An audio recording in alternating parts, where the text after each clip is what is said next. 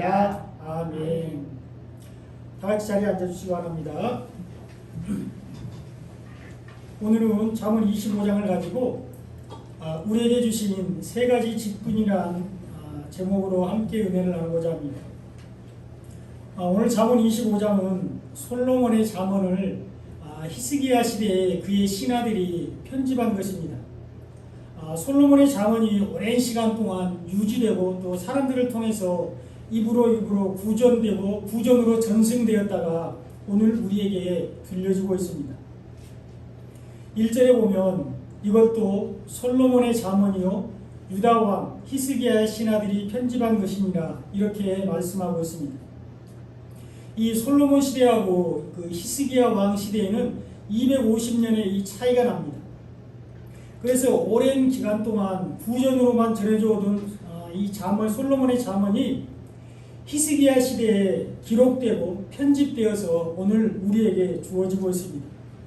하나님께서 오늘 우리에게 교훈과 권면을 주시기 위해서 이 말씀을 보존하시고 기록하셔서 우리에게 주시고 있다는 것입니다. 오늘 말씀을 통해서 우리에게 주신 세 가지 직분을 살펴보면서 은혜를 나누고자 합니다. 첫 번째, 하나님께서 우리에게 주신 직분은 하나님은 우리를 왕으로 부르셨습니다. 우리 동의가 되시나요? 하나님은 우리를 왕으로 부르셨다는 것이 믿어지십니까? 그래서 막 기쁘고 감사가 나오나요? 성목사님 어떻습니까? 아니면 우리의 그 처지와 형편을 보면서 한숨이 나오시나요? 아니 내 모양이 이런데 내가 왕이라고? 이렇게 탄식하면서 한탄이 나오시나요? 남들 다 쉴 때 쉬지도 못하고 일하고 있고 그렇게 일을 해도 펑펑히 노는 다른 사람들보다 더 못 살고 더 힘들게 사는데 내가 왕이라고? 이런 생각이 드십니까? 또 한편 이런 생각이 들죠? 그 목사들은 일도 안 하고 편하게 목회만 하니까 성도들의 고달픈 현실을 어떻게 이해하겠어? 또 이런 생각이 드실 수 있습니다. 맞습니다. 우리가 현실을 보면 우리를 왕으로 부르셨다는 말에 동의하지 못할 수 있습니다. 세상의 가치관으로 보면 우리가 왕이라는 것이 가당치도 않습니다. 육신적인 기준으로 보면 우리는 왕이 아니라 당장 내일 일을 염려해야 되는 고달픈 삶을 살아가고 있습니다. 오늘 하루를 살아가기도 힘들 수 있습니다. 그런데요, 우리의 형편과 우리의 사정이 어떠하든지 간에 우리를 왕으로 부르셨다는 사실은 변함이 없다는 것입니다. 하나님은 우리를 왕으로 부르셨습니다. 단 하나님은 우리를 이 세상의 왕이 아닌 하나님 나라를 위한 영적인 왕으로 우리를 부르셨다는 것입니다. 하나님은 우리를 이 세상이 아닌 저 천국을 향한 왕으로 우리를 부르셨습니다. 이 세상의 왕은 사탄입니다. 사단이 이 세상의 공중 권세를 잡고 있습니다. 그러므로 우리는 세상에서 왕이 아니라 사단의 통치 아래서 환난과 고난을 당할 수가 있습니다. 우리 신앙생활에 어려움을 겪을 수가 있습니다. 우리는 이 세상에서 잠시 육체의 고난을 당할 수가 있습니다. 이것을 요한계시록 2장 10절에서는 10일 동안 환난을 당한다고 말씀하고 있습니다. 그러나 죽도록 충성하면 생명의 멸류관을 주겠다고 말씀하고 있습니다. 너는 장차 받을 고난을 두려워하지 말라. 볼지어다 마귀가 장차 너희 가운데에서 몇 사람을 옥에 던져 시험을 받게 하리니 너희가 10일 동안 환난을 받으리라. 내가 죽도록 충성하라. 그리하면 내가 생명의 멸류관을 내게 주리라. 이렇게 말씀하고 있습니다. 이 세상에서 우리는 잠시 동안 환난과 핍박을 받을 수 있지만 하나님은 우리를 왕으로 부르셨습니다. 하나님은 우리를 영적인 왕으로 부르셨습니다. 오늘 보면 2절에 보면 이를 숨기는 것은 하나님의 영화요 이를 살피는 것은 왕의 영화니라 이렇게 말씀하고 있습니다. 이를 숨기는 것이 하나님의 영화라고 말씀하고 있습니다. 창조의 계시와 비밀을 드러내지 않고 숨기는 것이 하나님의 영화라고 말씀하고 있습니다. 하나님은 자신이 창조하신 모든 곳에 창조의 계시와 비밀을 꼭꼭 숨겨두셨습니다. 하나님은 온 우주와 자연 곳곳에 창조의 섭리와 비밀을 숨겨놓으셨다는 것이죠. 특별히 하나님은 성경에, 우리가 가지고 있는 성경에 하나님 나라의 비밀을 숨겨놓으셨습니다. 그래서 바울은 로마서 1장 19절로 20절에서 영원하신 능력과 신성이 그가 만드신 만물 안에 숨겨져 있다, 이렇게 말씀하셨습니다. 이는 하나님을 알만한 것이 그들 속에 보임이라. 하나님께서 이를 그들에게 보이셨느니라. 창세로부터 그의 보이지 아니하는 것들, 곧 그의 영원하신 능력과 신성이 그가 만드신 만물에 분명히 보여 알려졌나니 그러므로 그들이 핑계하지 못할지니라, 이렇게 말씀하고 있습니다. 하나님께서 사람들에게 하나님을 알만한 것들을 보이셨다고 말씀하고 있습니다. 비록 사람들에게 직접 말씀하지 않았지만 그가 만드신 만물 안에 그의 영원하신 능력과 신성을 숨겨놓으셨다고 말씀하고 있습니다. 그러므로 그들이 하나님을 몰랐다고 핑계할 수 없다는 것입니다. 하나님은 자신이 만든 만물 안에 창조의 비밀과 계시와 섭리를 숨겨놓으셨습니다. 예수님도 이것을 증거하셨는데요. 마태복음 13장 10절로 11절에 보면 제자들이 예수께 나와 이르되 어찌하여 그들에게 비유로 말씀하시나이까? 대답하여 이르시되 천국의 비밀을 아는 것이 너희에게는 허락되었으나 그들에게는 아니 되었다, 이렇게 말씀하고 있습니다. 예수님은 천국의 비밀을 비유를 통해서 말씀을 하셨습니다. 근데 그렇게 하신 이유는, 비유를 통해서 말씀하신 이유는 그들에게는 천국의 비밀을 아는 것이 허락되지 않았기 때문이라고 말씀하고 있습니다. 하나님이 만드신 하나님의 나라는 감추어져 있습니다. 자연과 우주 만물과 성경 속에 감추어져 있습니다. 누가복음 10장 21절에도 보면 그때 예수께서 성령으로 기뻐하시며 이르시되 천지의 주제이신 아버지여, 이것을 지혜롭고 슬기는 자들에게는 숨기시고 어린 아이들에게는 나타내심을 감사하나이다. 옳소이다. 이렇게 된 것이 아버지의 뜻이니이다. 이렇게 말씀하고 있습니다. 하나님은 창조의 비밀과 구원의 계획을 숨기시고 오직 예수 그리스도를 통해서 그것을 나타내십니다. 스스로 지혜롭게 여기고 슬기롭다고 생각하는 교만한 자들에게는 그 비밀을 숨기시고 어린아이처럼 순수하게 복음을 받아들인 사람들에게는 나타내신다는 것입니다. 이것이 전적인 하나님의 주권이며 은혜입니다. 이를 숨기는 것은 하나님의 영화입니다. 반면에 이를 살피는 것이 왕의 영화라고 말씀하고 있습니다. 오늘 본문 2절을 다시 보겠습니다. 이를 숨기는 것은 하나님의 영화요 이를 살피는 것은 왕의 영화니라, 이렇게 기록되어 있습니다. 이를 살피는 것이 왕의 영화라고 말씀하고 있습니다. 부지런히 하나님께서 숨기신 이를 살펴서 밝혀내는 것이 하나님의 왕의 영화라고 말씀하고 있습니다. 하나님께서 모든 곳곳에 숨겨놓으신 창조의 섭리와 비밀을 찾아내는 것이 왕의 영화입니다. 하나님께서 온 우주와 자연 만물 안에 숨겨놓으신 창조의 섭리와 하나님 나라의 비밀을 찾아내는 것이 왕의 영화라고 말씀하고 있습니다. 그리고 그 살핀 일을 백성들에게 알려주는 것이 왕의 영화입니다.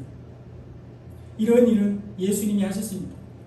하나님의 일을 살피시는 왕은 바로 예수님이십니다.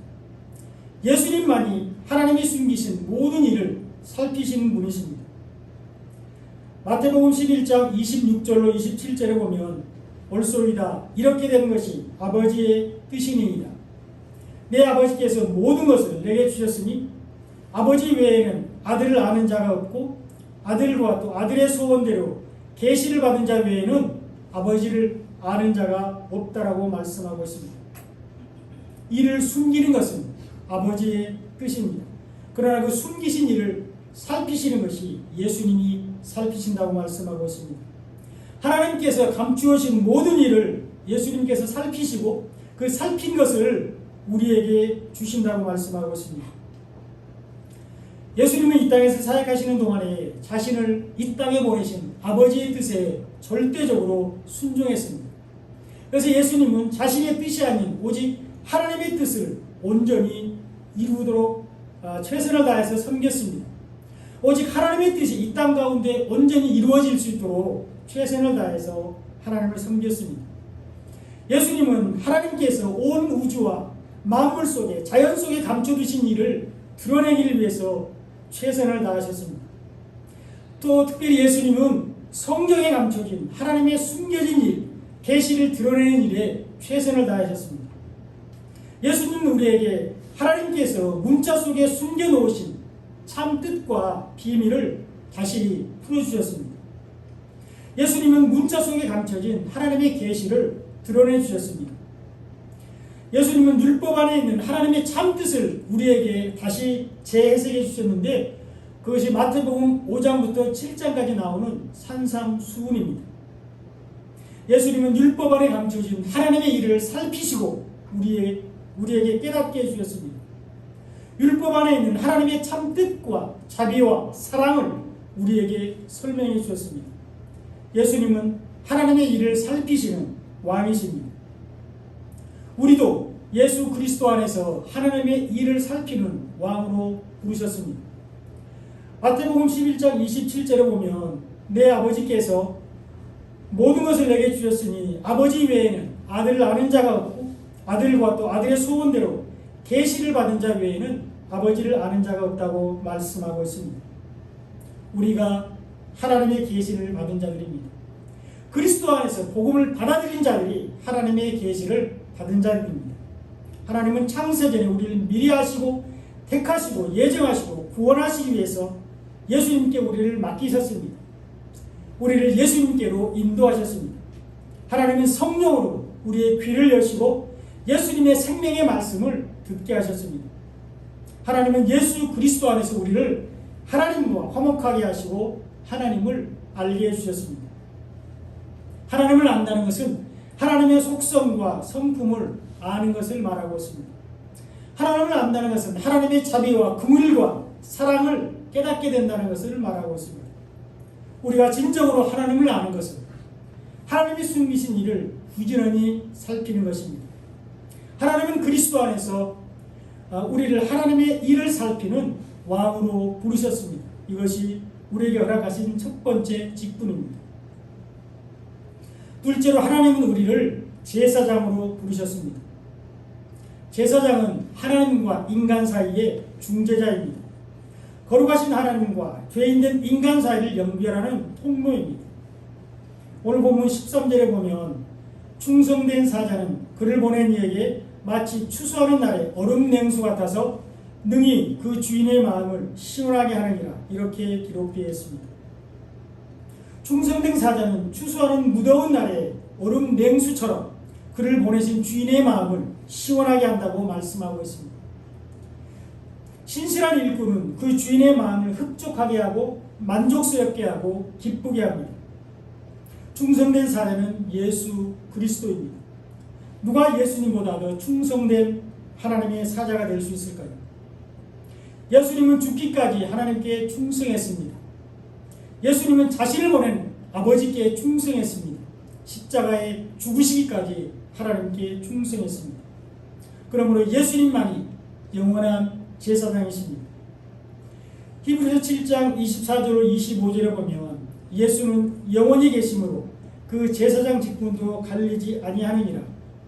그러므로 자기를 힘입어 하나님께 나아가는 자들을 온전히 구원하실 수 있으니 이는 그가 항상 살아계셔서 그들을 위하여 간구하시니라. 이렇게 말씀하고 있습니다. 예수님만이 우리의 영원한 대제사장이 되십니다. 예수님은 영원에 계시며 그 제사장 직분이 이제는 갈리지 않습니다. 우리는 예수님을 통해서 하나님과 화목할 수 있습니다. 우리는 예수님을 통해서 하나님께 나아갈 수 있습니다. 예수님은 십자가를 통해서 우리를 하나님과 연결해 주셨습니다. 창세기 28장 12절에 보면 꿈에 본즉 사닥다리가 땅 위에 서 있는데 그 꼭대기가 하늘에 닿았고 또 본즉 하나님의 사자들이 그 위에서 오르락 내리락 하고 이렇게 기록되어 있습니다. 이 말씀은 잘 아시죠? 에서의 낯을 피해서 하란으로 도망가던 야곱이 베델에서 하나님을 만나는 장면입니다. 형의 얼굴을 피해서 외삼촌의 집으로 도망가던 야곱을 하나님께서 만나 주셨습니다. 그런데 사닥다리가 땅 위에서 하늘까지 닿았는데 예수님이 지신 십자가를 예표하고 있습니다. 십자가를 통해서 하늘과 땅이 연결이 되었습니다. 십자가를 통해서 하나님의 뜻이 하늘에서 이루어진 것 같이 땅에서도 이루어진다고 말씀하고 있습니다. 예수님은 십자가를 통해서 하나님과 우리를 화목하게 하셨습니다. 예수님만이 우리의 영원한 대제사장이십니다. 하나님은 예수님이 부활하신 후에 그 역할을, 제사장의 역할을 우리에게 맡겨주셨습니다. 하나님은 우리를 제사장으로 부르셨습니다. 베드로전서 2장 9절에 보면 너희는 택하신 족속이요 왕같은 제사장들이요 거룩한 나라요 그의 소유된 백성이니 이렇게 말씀하고 있습니다. 우리를 왕같은 제사장이라고 말씀하고 있습니다. 하나님은 우리를 택하시고 왕같은 제사장으로 삼으셔서 하나님의 나라를 선포하게 하셨습니다. 하나님은 우리에게 하나님과 사람 사이를 화목하게 하는 직분을 주셨습니다. 우리는 사람들이 오직 하나님만을 의지하도록, 주님만을 의지하도록 권면해야 합니다. 오늘 본문 19절에 보면 환난 날에 진실하지 못한 자를 의뢰하는 것은 부러진 이와 위골된 발을 같으니라 이렇게 말씀하고 있습니다. 마지막 날에 진실하지 못한 자를 의지하는 자는 멸망을 받게 됩니다. 종말의 때에 하나님을 믿지 않으면 심판을 받게 된다고 말씀하고 있습니다. 재림의 때에 예수 그리스도 안에 있지 않으면 심판을 받게 된다고 말씀하고 있습니다. 그러면 우리는 하나님과 사람 사이의 중재자가 되어야 하는데 사람들을 생명의 복음으로 인도해야 된다는 것을 말씀하고 있습니다. 이것이 두 번째 우리의 직분입니다. 셋째로 하나님께서 우리에게 주신 직분은 하나님은 우리를 선지자로 부르셨습니다. 선지자는 사람들에게 하나님의 말씀을 전하는 사람입니다. 오늘 본문 21절에 보면 내 원수가 배고파하거든 음식을 먹이고 목말라 하거든 물을 마시게 하라 이렇게 말씀하고 있습니다. 아멘이 되십니까? 원수가 배고프면 먹이고 목말라 하면 물을 마실 수 있는 그런 마음의 준비가 이미 다 되어 있으시죠? 감사합니다. 근데 실제로 이건 쉽지 않습니다. 아니 우리 원수에게 꼴도 보기 싫은데 물을 마시고 음식을 준다 쉽지 않습니다. 근데 간혹 그렇게 하는 사람도 있습니다. 여러분 그 손영원 목사님 아십니까? 손영원 목사님 아시죠? 사랑의 원자탄이라는 별명을 갖고 계시죠? 실제로 그 목사님이 자신의 두 아들을 죽인 그 살인범을 자신의 양아들로 입양을 했습니다. 그죠? 그래서 자기의 양자로 삼았고 실제로 그 사람은 나중에 신학을 공부해서 목사가 됐습니다. 그리고 그 사람의 아들까지도 목사가 됐고요. 이 손영환 목사님은 그 애양원이라는 여수에 가면 애양원이라는 그런 시설이 있습니다. 한센병 환자들을 치료하는 그런 곳인데요. 저희 고향이 여수라 거기 가봤습니다. 거기 가면 그 손영환 목사님의 그 공덕을 기리는 그 기념비도 있고 이렇습니다. 이런 식으로 실제로 자기 원수를 사랑하고 또 정말로 그에게 은혜를 베푸는 사람들이 있습니다. 근데 이거는 아주 특별한 경우입니다. 쉽게 할 수 있는 일이 아닙니다. 우리는 어쩌다가 원수를 용서할 수는 있지만 다시 보기 싫고 생각하기도 쉽지 않습니다. 그렇잖아요. 그냥 안 보고 살면 잊고 지내니까 용서할 수 있는데 오늘 21절에서 뭐라고 말하냐?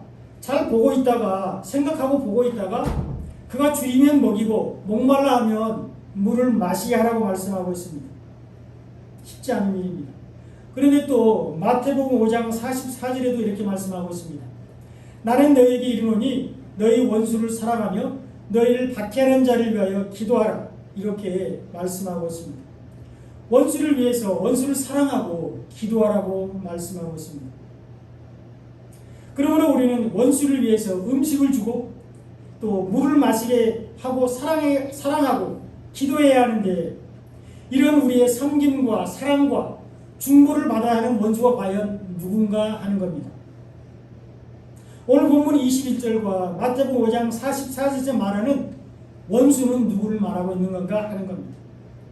나한테 잘못하고 또 금전적인 손해를 입히고 또 조상 대대로 집안 대대로 악연을 이어오고 있는 그런 사람을 원수라고 말하는가? 그렇지 않다는 것입니다. 물론 이런 사람도 용서하고 사랑해야 되겠지만 오늘 본문 21절에서 말하는 줄일 때 음식을 주고 목마를 때 마시게 해야 되는 원수는 생명의 말씀을 깨닫지 못한 사람들을 말하고 있습니다. 하나님의 의가 아닌 인간의 의를 자랑하는 사람들을 말하고 있습니다. 율법의 행위를 자랑하는 자들을 말하고 있다는 것입니다. 우리가 사랑하고 중보해야 하는 원수는 예수 그리스도를 믿지 않는 자들입니다. 이런 사람들을 우리가 음식을 먹이고 물을 마시게 하는 원수라고 말씀하고 있습니다. 자, 우리가 잘 아는 대로 누가복음 19장 11절로 27절에 보면 열 문화의 비유가 나옵니다. 어떤 귀인이 왕위를 받아가지고 오려고 먼 나라로 갑니다.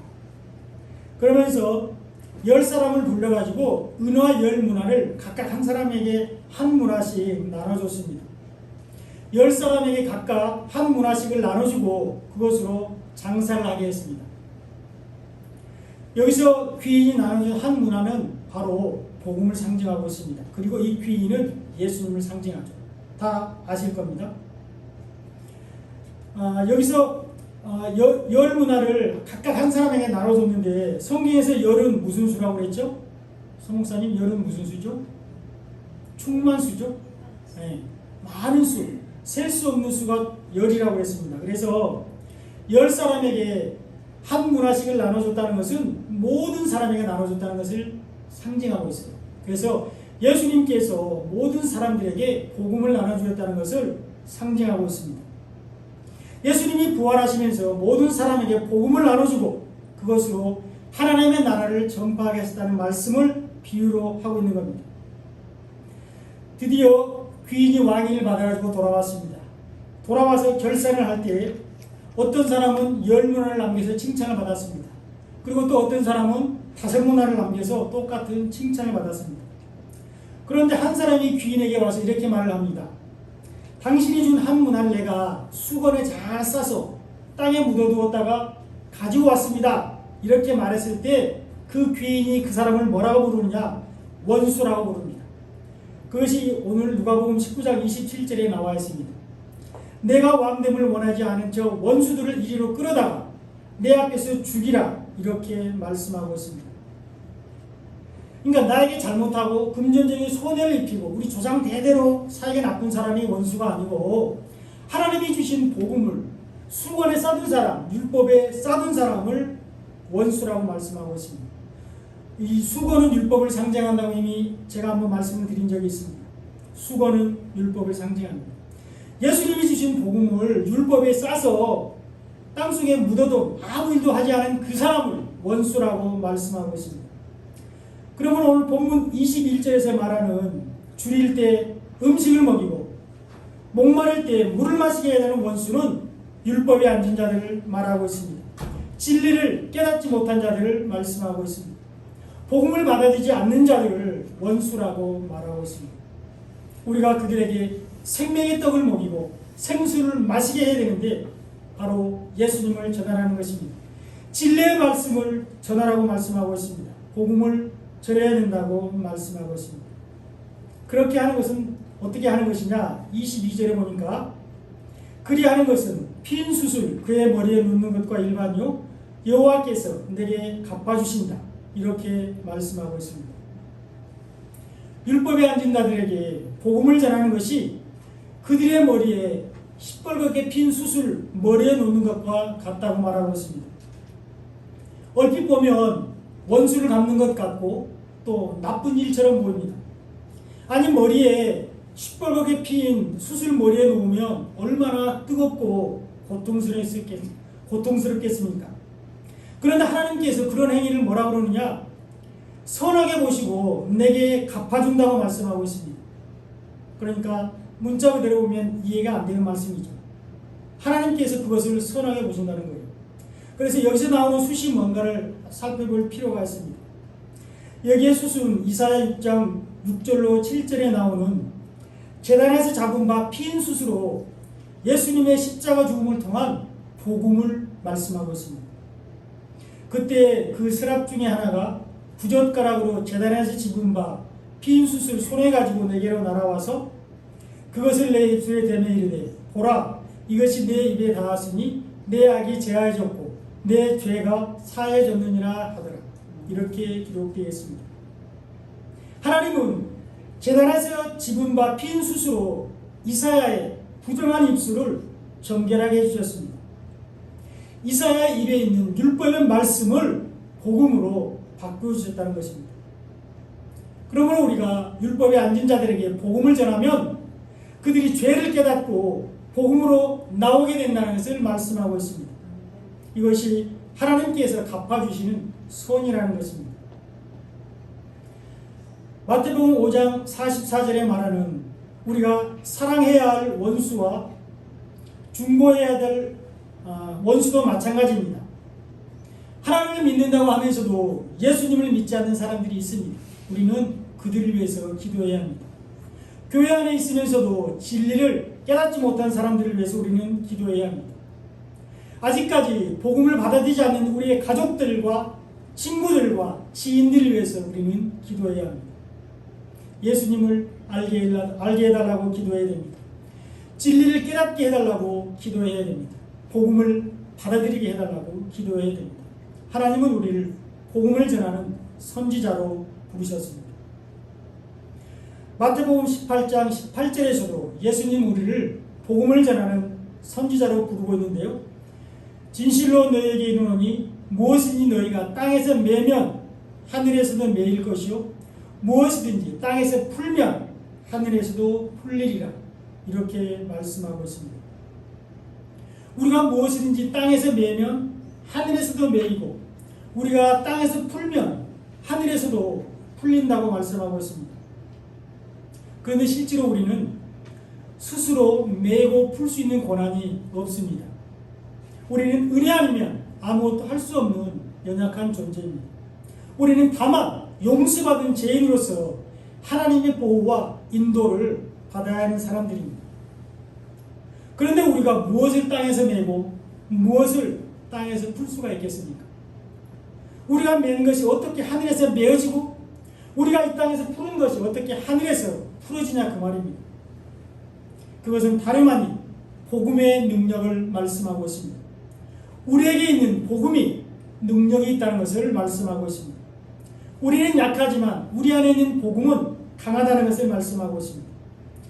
우리는 약하지만 우리 안에 있는 복음은 죽은 자를 살리는 능력이 있다는 것을 말씀하고 있습니다. 그러므로 우리 안에 있는 복음을 다른 사람들에게 전해주는 것이 우리가 땅에서 푸는 것이 됩니다. 그러면 그 사람이 복음을 받아들이고 구원을 받게 되는데 그것이 하늘에서 풀리는 것입니다. 그러나 우리가 사람들에게 복음을 전하지 않으면 그것이 우리가 땅에서 매는 것이고 그 사람은 복음을 알지 못하고 하나님을 믿지 않으므로 예수를 믿지 않으므로 심판을 받게 되는데 그것이 하늘에서도 매는 것이 됩니다. 그러므로 우리는 사람들이 듣든지 안 듣든지 그 사람들에게 복음을 전해야 합니다. 하나님은 우리를 복음을 전하는 선지자로 부르셨습니다. 이제 말씀의 결론입니다. 하나님은 우리를 왕으로 부르셨습니다. 하나님이 숨기는 일을 살피는 것이 왕의 영화라고 했습니다. 하나님이 숨기신 일은 예수 그리스도를 통한 구원입니다. 하나님께서 보내신 일을 믿는 것이 하나님의 일이라고 요한복음 6장 29절에서 말씀하고 있습니다. 우리는 우주 만물과 자연 속에 숨기신 하나님의 숨기신 일을 살펴서 아는 사람들입니다. 우리는 성경 속에 계시된 하나님의 비밀을 알고 믿는 사람들입니다. 우리는 하나님께서 보내신 예수 그리스도를 믿는 사람들입니다. 그러므로 우리가 하나님의 일을 살피는 왕입니다.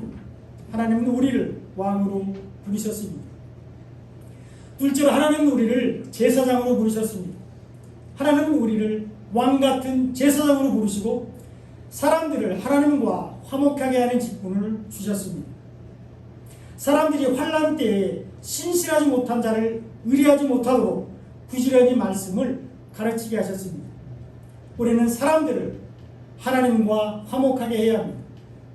오늘날의 제사장은 믿음으로 하나님께 예배하는 자들을 제사장이라고 부르고 있습니다. 매 시간 신령과 진정으로 예배하는 자들이 제사장입니다. 하나님은 우리를 제사장으로 부르셨습니다. 마지막 세 번째, 하나님은 우리를 선지자로 부르셨습니다. 원수가 줄일 때에 음식을 먹이고 목말라 할 때에 마시게 하는 선지자로 우리를 부르셨다는 것입니다.